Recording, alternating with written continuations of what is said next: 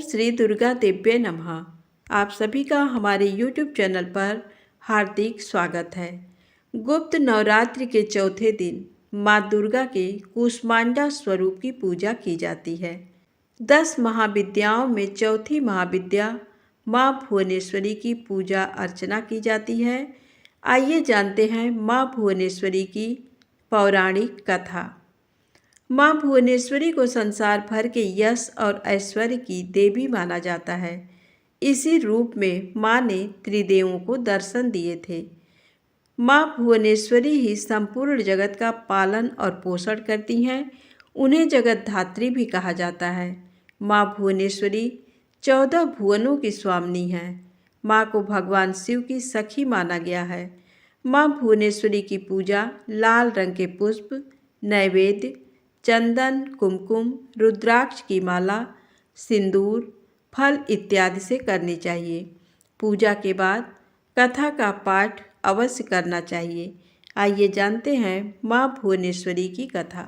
पौराणिक कथा के अनुसार काल की शुरुआत में ब्रह्मा, विष्णु और रुद्र जगत की संरचना प्रारंभ कर रहे थे।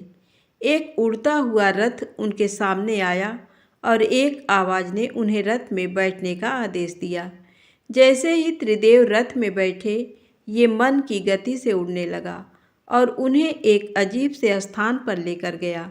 यह स्थान असल में रत्नों का द्वीप था, जिसके चारों तरफ अमृत का सागर और मनमोहक आकर्षक जंगल थे। जैसे ही त्रिदेव रथ के बाहर उतरे, वह स्त्री स्वरूप में बदल गए। उन्होंने उस द्वीप का अच्छी तरह मुआयना किया। वहाँ उन्हें एक शहर मिला। उस शहर के चारों तरफ सुरक्षा की 9 परतें थीं और इस शहर की सुरक्षा उग्र स्वभाव के भैरव, क्षेत्रपाल, मातृका और दिक्पाल कर रहे थे। जैसे ही वह शहर के अंदर गए, शहर का सौंदर्य और विकास देखकर मंत्रमुग्ध हो गए। आखिरकार वे शहर के अंदर स्थित मुख्य राजमहल में पहुँचे, जिसका नाम चिंतामणि गृह था और जिसकी सुरक्षा योगिनियाँ कर रही थी। ये शहर श्रीपुर था, देवी भुवनेश्वरी की राजधानी, जो मणिद्वीप की रानी थी। जैसे ही त्रिदेव महल के अंदर घुसे, उन्हें देवी भुवनेश्वरी के दर्शन हुए। उनकी छटा लाल रंग की थी। उनकी 3 आँखें, 4 हाथ थे तथा उन्होंने लाल रंग के आभूषण पहने थे। उनके शरीर पर लाल चंदन का लेप लगा था तथा उन्होंने लाल कमल की माला पहनी थी। बाएं हाथ में उन्होंने अंकुश और पाश पकड़ा था तथा दाहिने हाथ से वो अभय और वरद मुद्रा दिखा रही थी। उनका मुकुट अर्धचंद्र रूपी मणि द्वारा सुसज्जित था। वह त्रयंबक भैरव की बाईं गोद में बैठी थी, जो श्वेत वर्ण के थे। उन्होंने श्वेत वस्त्र पहने थे। उनके बाल उलझे हुए थे तथा उनके सर के ऊपर भी अर्धचंद्र एवं गंगा नदी थी। उनके 5 चेहरे थे तथा हर एक चेहरे में 3 आँखें थीं। उनके 4 हाथ थे तथा उन्होंने त्रिशूल, फरसे लेने के साथ वरद और अभय मुद्रा भी प्रदर्शित की हुई थी। देवी भुवनेश्वरी और त्रयंबक भैरव पंचप्रेत आसन पर विराजमान थे। पंचप्रेतासन वह सिंहासन है जिसमें परम शिवा गद्दी के रूप में तथा 5 पैरों के स्थान पर सदाशिव, ईश्वर, रुद्र, विष्णु और ब्रह्मा स्थापित हैं। इन सबकी सेवा में अनेक योगिनियाँ थीं। इनमें से कुछ पंखा डुला रही थी, कुछ कपूर डालकर पान के पत्ते समर्पित कर रही थी, कुछ नए शीशे पकड़े हुए थीं, कुछ घी, शहद और नारियल पानी समर्पित कर रही थी, कुछ माता के बाल का श्रृंगार करने के लिए तैयार थीं, कुछ देवी के मनोरंजन के लिए नृत्य तथा गायन में लिप्त थीं। त्रिदेवों ने वहाँ पर असंख्य ब्रह्मांड देखे।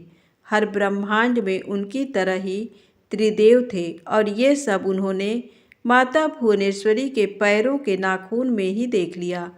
कुछ ब्रह्मांड ब्रह्मा द्वारा बनाए जा रहे थे, कुछ विष्णु द्वारा पाले जा रहे थे तथा कुछ रुद्र द्वारा संहारित किए जा रहे थे। त्रयंबक ब्रह्म की इच्छा शक्ति द्वारा उत्पन्न भुवनेश्वरी ने त्रयंबक के 3 स्वरूप बनाए, ब्रह्मा, विष्णु और रुद्र। इस तरह त्रिदेव त्रयंबक के ही 3 रूप हैं। तत्पश्चात देवी भुवनेश्वरी ने अपनी शक्तियाँ त्रिदेव को प्रदान की। ब्रह्मा के लिए देवी सरस्वती, विष्णु के लिए देवी लक्ष्मी तथा रुद्र के लिए देवी काली का निर्माण किया तथा उन्हें उनकी जगहों पर स्थापित किया। ब्रह्मा और सरस्वती ने मिलकर एक ब्रह्मांड रूपी अंडा बनाया। रुद्र और काली ने इसे तोड़ा, जिससे पंचतत्व स्वरूप में आए। इसके बाद पंचतत्व का उपयोग कर ब्रह्मा और सरस्वती ने संपूर्ण ब्रह्मांड की रचना की तथा विष्णु और लक्ष्मी ने इसके पालन पोषण का हर कार्य किया। अंत में रुद्र और काली ब्रह्मांड की समाप्ति की ताकि सरस्वती और ब्रह्मा पुनर्रचना शुरू कर सकें। तो आइए जानते हैं इनके जन्म से जुड़ी पौराणिक कथा। एक बार मधुकैटभ नामक महादैत्यों ने पूरी पृथ्वी पर हाहाकार मचा रखा था।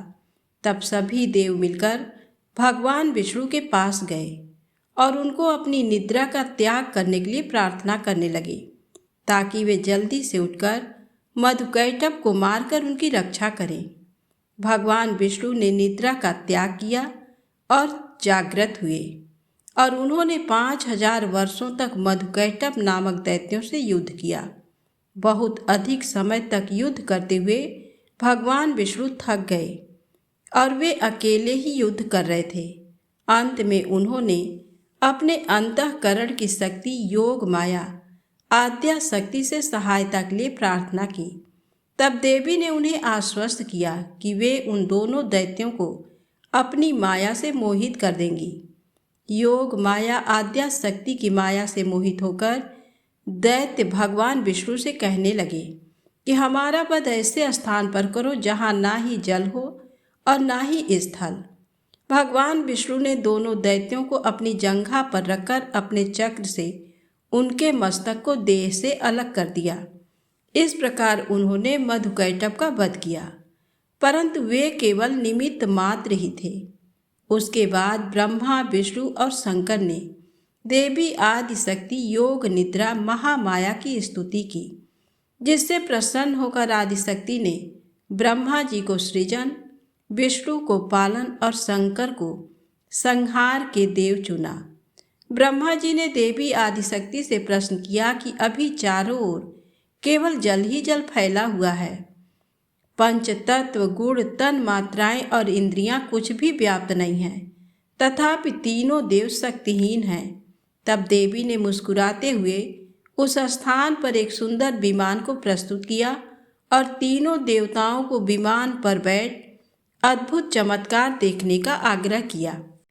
तीनों देवों के विमान पर आसीन होने के पश्चात वह देवी विमान आकाश में उड़ने लगा और उड़कर ऐसे स्थान पर पहुंचा जहां जल नहीं था। वह विमान वायु की गति से चलने लगा तथा एक सागर के तट पर पहुंचा।